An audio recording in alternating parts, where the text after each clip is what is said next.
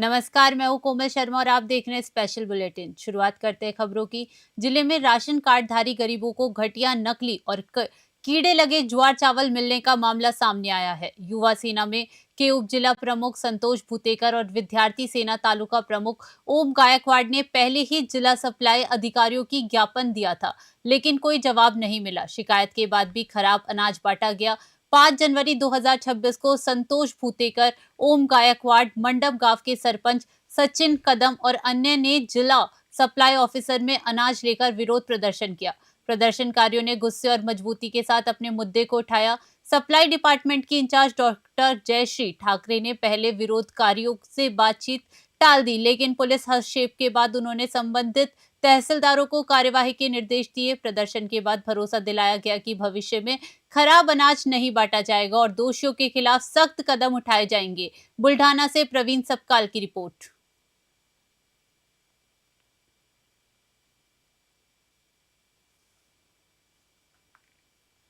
अवैध मस्जिद निर्माण को लेकर आज हिंदू परिषद के सदस्यों ने क्षेत्र में एक महत्वपूर्ण बैठक की। बढ़ते तनाव को देखते हुए प्रशासन ने पूरी सतर्कता बरती और कानून व्यवस्था बनाए रखने के लिए मोर्चा संभाला।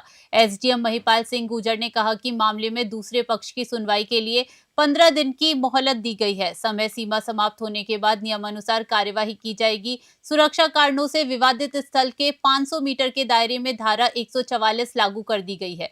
बैठक के बाद कुछ युवा मस्जिद की ओर बढ़ने लगे, जिन्हें पुलिस ने चैनिंग बनाकर रोक दिया। एसडीएम ने चेतावनी दी कि किसी भी प्रकार की अव्यवस्था बर्दाश्त नहीं की जाएगी और जनता से धैर्य रखने तथा सरकारी निर्णय का सम्मान करने की अपील की। बीर सिंहपुर से अजय त्रिवेदी की रिपोर्ट।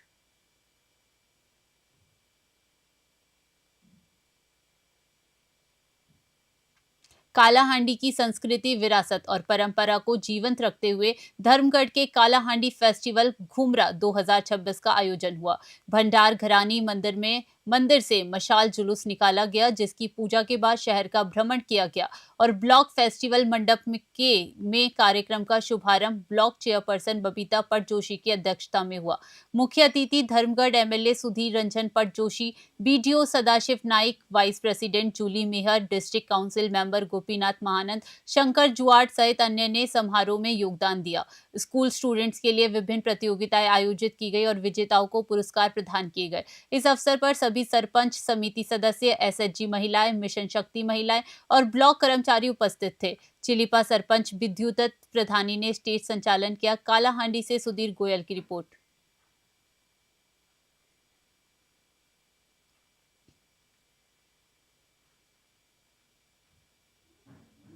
शहर के गजानन पहाड़ी स्थित संतोषी माता मंदिर में मंगलवार को तिल गणेश मेला आयोजित किया गया। जिले की एकमात्र 500 वर्षों से अधिक पुरानी मराठा कालीन भगवान गणेश की प्राचीन प्रतिमा के दर्शन के लिए हजारों श्रद्धालु पहुंचे। महिलाओं ने संतान की लंबी उम्र के लिए संकट चौथ का व्रत रखकर विशेष पूजा अर्चना की। मंदिर के महंत के सानिध्य में विधिवत हवन पूजन किया गया और 1001 तिल्ली के लड्डुओं का भोग लगाया गया। मेला आयोजन में जिला प्रशासन द्वारा सभी व्यवस्थाएं उपलब्ध कराई गई थी। पर्व के दौरान भक्तों ने दूर्वा चढ़ाया और भगवान गणेश के दर्शन से अपनी मनोकामनाओं की पूर्ति की। मंदिर व्यवस्थापक दिलीप चौरसिया और मोंटी रेखवार ने बताया कि तिल गणेश चतुर्थी को संकष्टी चतुर्थी, तिल चौथ आदि नामों से भी जाना जाता है और इस दिन विशेष आराधना की जाती है। दमोह से विवेक सेन की रिपोर्ट। गणेश का मेला भरा है, क्या महत्व है इसका? आज के दिन तिल का जो दान किया जाता है, तिल के दान से सुख समृद्धि, बच्चों के लिए उज्जवल भविष्य की कामना की जाती है। ऐसी यहाँ पर अर्जी लगाई जाती है आज के दिन तिल की। कितनी ऊंची पहाड़ी पे मंदिर है और प्राचीन कितनी है ये प्रतिमा? शहर के बीचों बीच गजानन पहाड़ी, जहाँ पर मराठा शासनकालीन गणेश प्रतिमा स्थापित है। आज के दिन यहाँ पर 1001 गणेश जी के सहस्त्र नामों के साथ तिल के लड्डुओं का भोग लगाया जाता है एवं प्रसाद वितरण किया जाता है। कितने फीट ऊंची पहाड़ी पे है ये मंदिर? करीब 250 से 300 फीट की ऊंची पहाड़ी पर यह मंदिर स्थापित है। क्या नाम है आपका? दिलीप चौरसिया मंदिर व्यवस्था। टिकरी पे किस चीज़ का मेला लगा है? गजानन टिकरी पे मराठा शासन काल का दमोह जिले का इकलौता हमारा गणेश जी का मंदिर है, जहाँ पर 300 फुट की ऊंचाई पर हमारे गणेश विघ्नहर्ता मंगलकर्ता गौरीपुत्र गणेश के विराजमान है।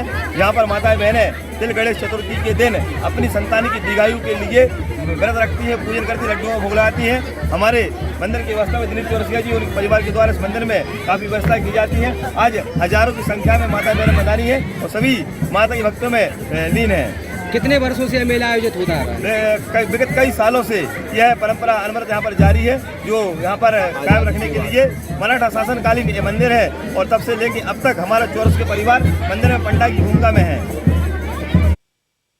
जिले के नाम परिवर्तन को लेकर सियासत तेज हो गई है। जिला प्रभारी मंत्री दिलीप जायसवाल और कैबिनेट मंत्री संपतिया उइके के बयान के बाद गोंडवाला गणतंत्र पार्टी ने निषाद राज भवन के सामने विरोध प्रदर्शन किया। बड़ी संख्या में कार्यकर्ताओं ने नारेबाजी की, रैली निकाली और पुतला दहन कर अपना आक्रोश जताया। पार्टी के वरिष्ठ नेता अजय प्रताप सिंह ने कहा कि मंडला जिले का नाम आदिवासी पहचान और सांस्कृतिक गौरव का प्रतीक है। बिना जनमत संग्रह के नाम बदलने का प्रस्ताव गलत है और ये आदिवासी समाज की भावनाओं को आहत करता है। इस बीच कलेक्टर राजेंद्र सिंह ने स्पष्ट किया कि फिलहाल नाम परिवर्तन की कोई आधिकारिक प्रक्रिया नहीं चल रही है और प्रशासन ने विरोध शांतिपूर्ण बनाए रखा। इस मुद्दे पर भविष्य में सियासी गर्माहट बढ़ सकती है। मंडला से अरविंद सोनी की रिपोर्ट।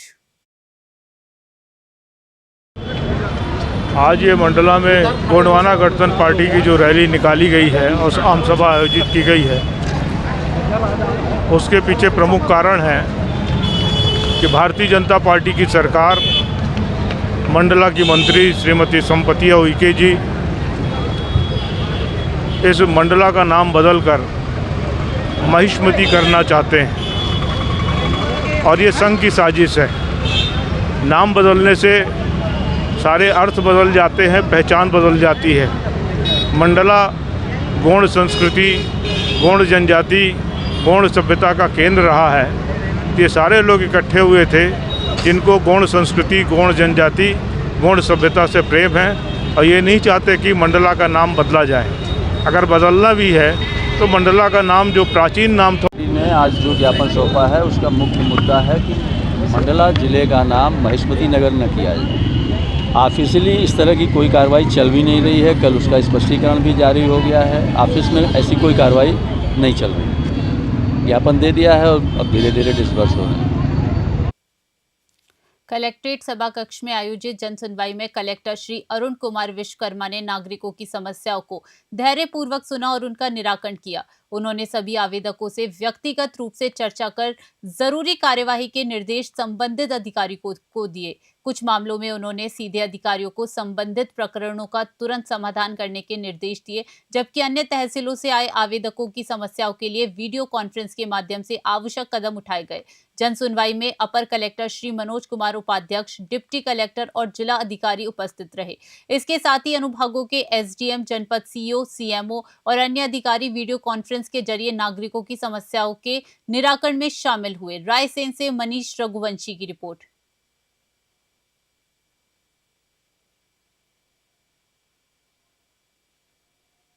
वार्ड क्रमांक 7 के निवासी दूषित पानी पीने को मजबूर है। स्थानीय लोगों ने नगर परिषद की लापरवाही पर गंभीर आरोप लगाए हैं। बताया गया कि नाली के ठीक बगल में नया बोर कराया गया है, जिससे पानी में संक्रमण फैलने की आशंका है। स्थानीय लोगों का कहना है कि प्रशासन मौन है, जबकि दूषित जल से गंभीर बीमारियों के फैलने का डर बढ़ रहा है। पेयजल व्यवस्था केवल कागजी दावों तक सीमित नजर आ रही है और जमीनी हकीकत बदहाल है। पार्षद के दबाव में सीएमओ द्वारा गलत जगह बोरिंग कराने का आरोप भी लगाया गया है। लोग चेतावनी दे रहे हैं कि यदि जल सुधार नहीं हुआ तो वार्ड में जल जनित बीमारियों का विस्फोटक हो सकता है। जैतवाड़ा से अजय त्रिवेदी की रिपोर्ट।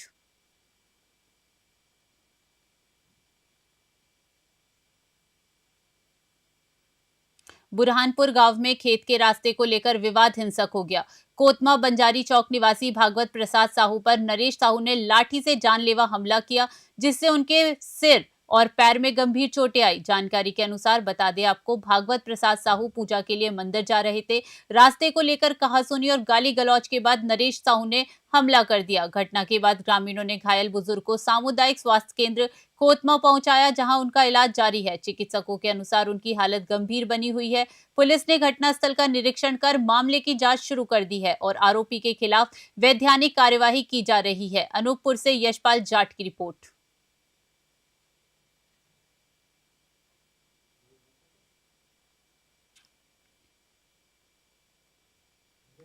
ग्राम बुरहानपुर में अज्ञात जानवर लगातार बकरियों और भैंसों पर हमला कर रहा है, जिससे ग्रामीणों में दहशत का माहौल बना हुआ है। पशुपालकों का कहना है कि जानवर रात के समय हमला करता है और कुत्तों को देखकर भाग जाता है। अब तक लगभग 10 से 12 बकरियां इसकी शिकार हो चुकी हैं। ग्रामीणों ने वन विभाग के रेंजर लक्ष्या सोलंकी को सूचना दी, लेकिन उन्होंने जानवर की पहचान स्पष्ट नहीं की।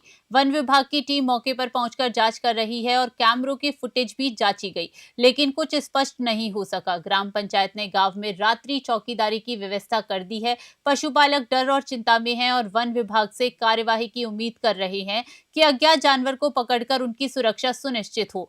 बुरहानपुर से विनोद कुमार की रिपोर्ट।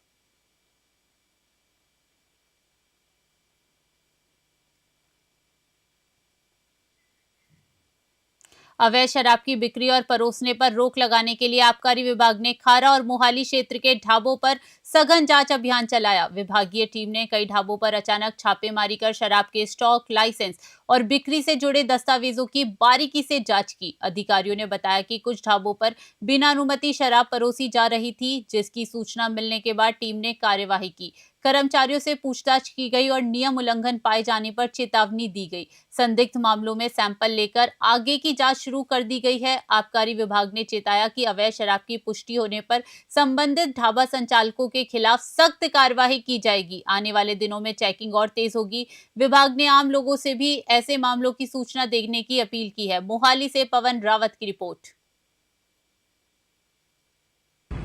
सर की नाम है सर अपना? ਮੇਰਾ ਨਾਮ ਅਸ਼ੋਕ ਕੁਮਾਰ ਹੈ। ਮੈਂ ਐਕਸਾਈਜ਼ ਇੰਸਪੈਕਟਰ ਖਰੜ।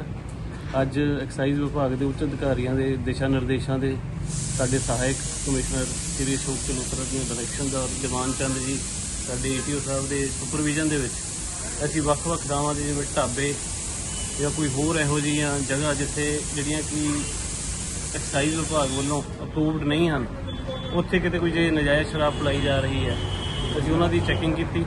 ਜੇ ਕੋਈ ਇਹੋ ਜਿਹਾ ਪਾਇਆ ਗਿਆ ਤਾਂ ਉਹਨਾਂ ਦੇ ਅਸੀਂ ਅੱਜ ਪਰਚਾ ਵੀ ਦਰਜ ਕੀਤਾ ਤੇ ਖਰੜ ਦੇ ਵਿਖੇ ਤੇ ਅਸੀਂ ਮੋਹਾਲੀ ਔਰ ਖਰੜ ਦੇ ਵਿੱਚ ਦੋਨਾਂ ਜਗ੍ਹਾ ਦੇ ਉੱਤੇ ਚੈਕਿੰਗ ਕੀਤੀ ਹੈ। ਚੈਕਿੰਗ ਦੌਰਾਨ ਸਰ ਕੁਝ ਮਿਲਿਆ ਤੁਹਾਨੂੰ ਕਿ ਵੀ ਦੁਕਾਨਾਂ? ਚੈਕਿੰਗ ਦੌਰਾਨ ਅਸੀਂ ਇੱਕ ਜਿਹੜਾ ਪਰਚਾ ਅੱਜ ਖਰੜ ਦੇ ਵਿੱਚ ਦਰਜ ਕੀਤਾ, ਮੌਕੇ ਦੇ ਉੱਤੇ ਥਾਣਾ ਸਦਰ ਦੇ ਵਿੱਚ ਪਰਚਾ ਦਰਜ ਕਰਵਾਇਆ ਜੀ, ਸੈਕਸ਼ਨ 68 ਦੇ ਵਿੱਚ ਐਕਸਾਈਜ਼ ਐਕਟ।